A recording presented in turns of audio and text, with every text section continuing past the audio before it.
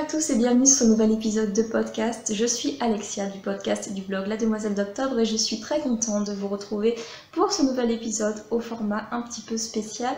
Aujourd'hui je vous propose un épisode de podcast un petit peu au format vlog avec différents clips vidéo de jolies choses que j'ai vues, de choses que j'ai fait dans la journée et que j'avais envie de partager avec vous. J'espère que ça vous plaira. Installez-vous, prenez-vous une bonne tasse de thé, un bon café, un petit biscuit si vous voulez, votre tricot bien sûr, et c'est parti.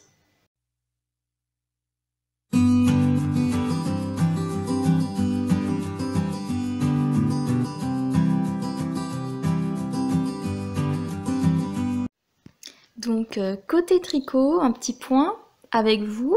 La dernière fois je vous ai un petit peu parlé du cal d'automne que j'organise sur mon blog et sur les réseaux jusqu'au 31 novembre. Donc c'est un cal pendant lequel on peut tricoter un modèle de gilet, de pull ou de châle au choix.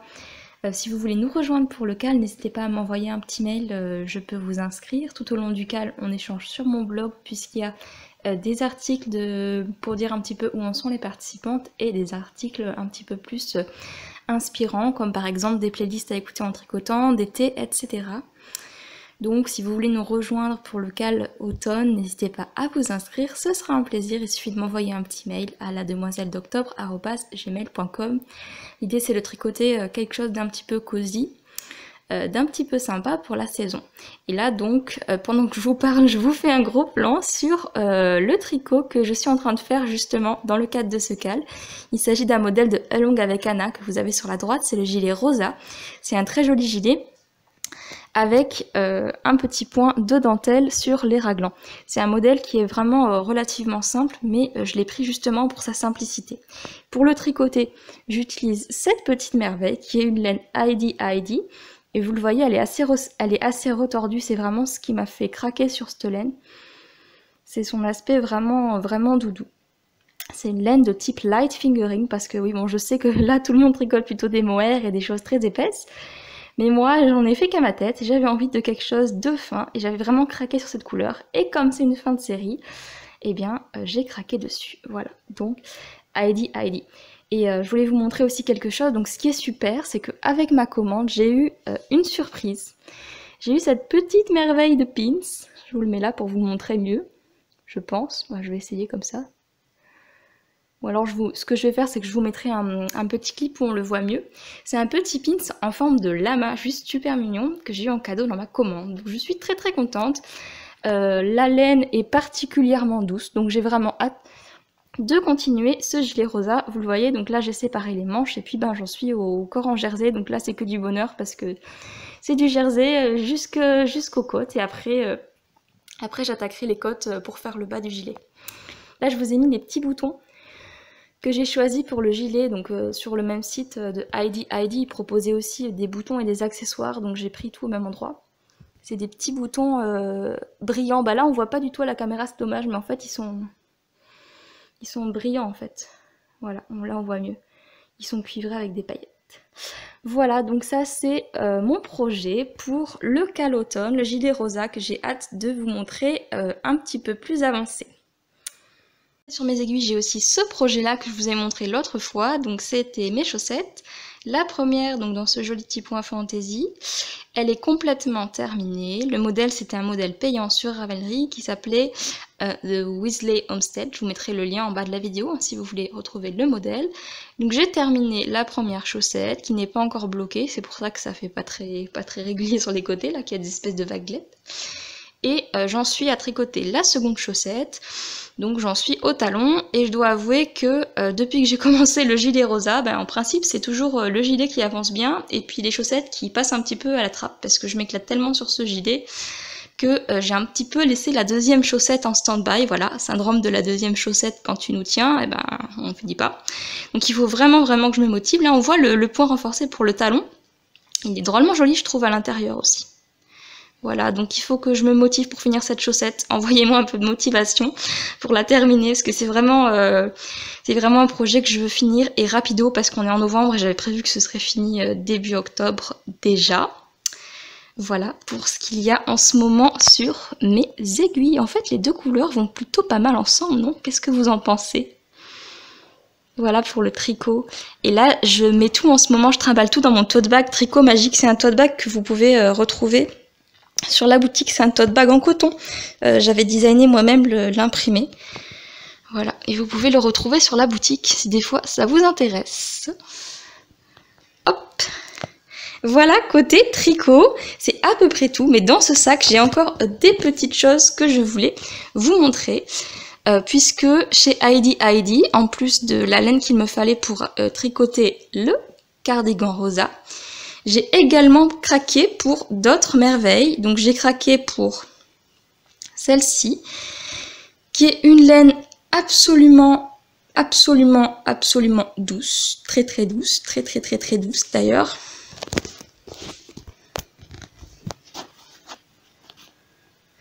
Voilà, donc ça c'est une laine super douce que je voulais vous montrer, que j'ai aussi acheté chez Heidi.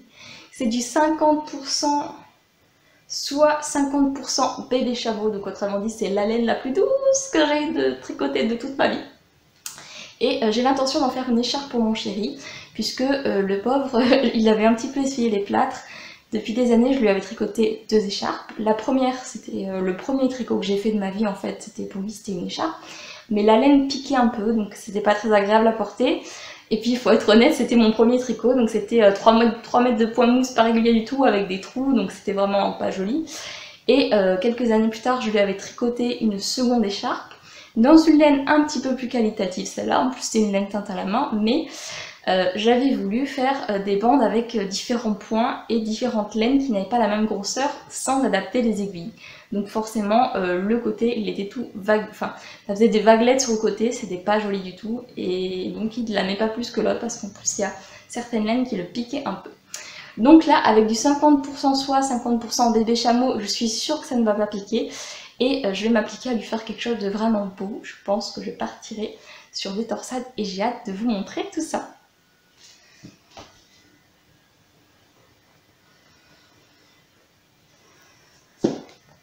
Et enfin, donc le dernier écheveau que j'ai trouvé chez Heidi, c'est un écheveau vert sapin avec lequel je compte tricoter très bientôt un nouveau patron de châle. Il est d'ailleurs temps que je m'y mette, il va falloir que je me secoue pour le finir à temps. Donc j'ai hâte de vous montrer tout ça. J'ai hâte de vous montrer l'évolution de ce petit gilet rosa qui, ma foi, annonce bien et que je me régale vraiment de tricoter. Voilà, vous savez tout de mes projets tricot et de ce qu'il y a en ce moment sur mes aiguilles. Et sur ce, je vous laisse, je vais peut-être aller faire quelques rangs sur mon gilet.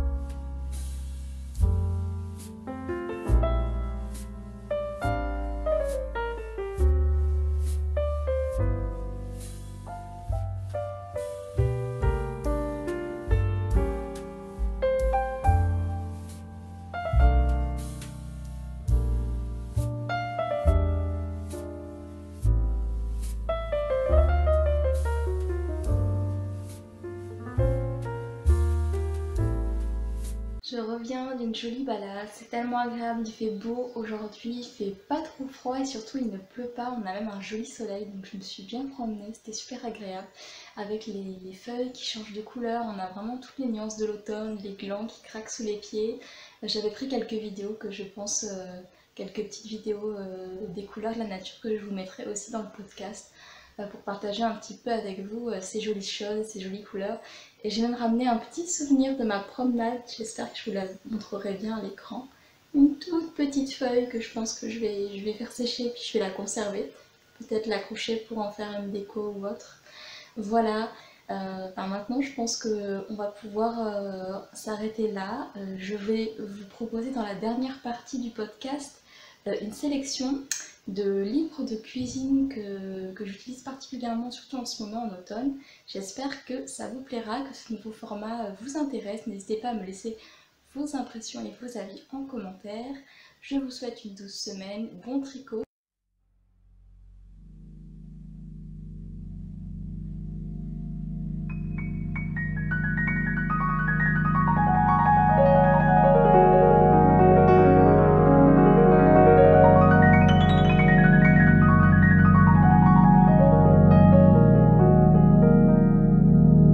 Aujourd'hui, je vous propose une vidéo un petit peu à part puisque je voulais vous parler des livres de cuisine de saison que j'ai pas mal utilisé cet automne. Donc j'espère que cette vidéo vous inspirera pour cuisiner et pâtisser. On commence tout de suite avec un de mes grands chouchous, c'est Une pomme par jour, 70 gourmandises aux pommes de Keda Black et c'est aux éditions Marabout. Donc dans ce livre, évidemment, on parle du fruit chouchou de l'automne, la pomme. J'aime beaucoup ce livre autant pour les recettes que pour le côté graphique parce que les photos ont un côté très campagne, c'est très joli. Un côté un peu brut que j'aime beaucoup dans ce livre. Et alors, il y a des recettes très simples comme là les pommes poêlées ou des choses un petit peu plus complexes comme les croissants fourrés aux pommes. Ce qui est très chouette aussi, c'est qu'on a des recettes qui sont classées par type en fait de pommes. Donc ça permet d'en apprendre plus sur les différentes variétés qui existent parce qu'il y en a vraiment beaucoup. Par exemple, on le voit sur cette double page. Pour chaque pomme, il y a une double page illustrée, je trouve, assez joliment, avec le nom de la variété et ce qu'on peut en faire, à quoi elle ressemble et dans quelle recette il vaut mieux l'utiliser. Donc si je devais avoir à choisir une recette chouchoute dans ce livre, ce serait pas évident parce que j'en ai déjà fait pas mal, mais je pense que je choisirais peut-être les buns roulés aux pommes qui étaient vraiment très bons, que j'avais déjà fait. Et sinon, je choisirais une des tartes. Donc il y a de nombreuses recettes de tartes. Et je crois que celle que j'avais le plus faite, donc j'avais testé la torta italienne, et je crois que celle que j'avais fait le plus, c'était une tarte, mais je crois que je l'ai déjà passée, je ne sais plus exactement. J'ai dû la passer, c'était une tarte revisitée un petit peu avec une pâte d'amande. J'aurais dû marquer la page pour vous la trouver. C'est pas grave, bon. En tout cas, voilà, vous voyez, c'est pas mal parce qu'il y a des classiques, on va dire... pour revisiter la tarte aux pommes, soit simplement en ajoutant un petit laquage, soit... Ah voilà, c'est celle-là, celle que j'ai le plus faite, c'est la tarte de Malitourne. Donc en fait c'est une tarte aux pommes avec une crème d'amande par-dessus, c'était vraiment délicieux. Voilà pour ce premier livre de saison avec de jolies illustrations, une ambiance tout à fait automnale que je vous conseille si vous voulez vous régaler et redécouvrir un petit peu la pomme. C'est Une pomme par jour de Keda Black aux éditions Marabout. Ensuite, pour le second livre, on va plus partir dans la boulangerie, pâtisserie. Cette fois-ci, c'est un livre que j'ai pas encore tout à fait testé puisque je viens juste de l'avoir. C'est Les secrets de la boulange bio par Marie Chiocca et Delphine Passelin. Alors, dans celui-là, donc c'est 110 recettes essentiellement de boulangerie-pâtisserie sur des bases un petit peu de pâte à pain, à brioche, ce genre de choses. Vous le savez peut-être si vous me suivez depuis un petit moment, je fais mon pain depuis des années et j'aime beaucoup tout ce qui est boulange. Même si je ne me considère pas du tout comme une experte dans le domaine, j'ai toujours envie d'apprendre de nouvelles techniques. Et donc ce livre m'a été offert pour mon anniversaire et j'avais louché dessus depuis un moment, parce que il contient des recettes variées, toujours avec les très jolies photos de Marie Chiocca. Si vous ne la connaissez pas, donc elle est auteure culinaire et blogueuse, et je trouve toujours que ses photos sont magnifiques. Et donc voilà, ce qui est intéressant, c'est qu'on a à la fois des recettes pour quotidien, des recettes un petit peu plus festives, des recettes sans gluten, avec gluten. Et ce que j'aime particulièrement, c'est que voilà, il y a des photos avec les pas à pas de la gestuelle. Et c'est vrai que dans le pain, ça fait un petit peu peur. Et c'est peut-être pour ça qu'on rate aussi au début, c'est qu'on n'a pas forcément les bons gestes. Donc je pense que des photos avec un petit zoom sur les gestes à faire, ça peut vraiment tout changer. Voilà, je trouve qu'on voit très bien, c'est très bien expliqué. Et je pense que c'est un bon livre si on veut se lancer dans le pain en tant que débutant. Après, il y a des recettes très simples, et puis il y a aussi, vers la fin, des recettes sucrées, comme là, le pain d'épices, des choses pour l'apéritif, c'est très varié. Donc il y en a vraiment pour tous les goûts dans ce joli livre qui est, je trouve, très bien illustré en plus. Et alors moi, ce qui me fait complètement rêver, c'est les recettes à la fin, comme ça par exemple, avec un petit tourbillon de marbré, brioche à effeuiller. Là voilà, dans les recettes, voilà, alors ça me fait aussi carrément rêver la brioche. Si je pouvais arriver à faire une brioche avec autant de moelleux, donc je pense que... Et voilà, alors ça, celui-là, c'est la recette que je rêve de faire, c'est le panettone maison. J'espère que je vais pouvoir me tenter ça cet hiver, je me vois déjà avec un bon cappuccino. Donc voilà, second livre de la sélection, Les secrets de la boulange bio par Marie Chiocca.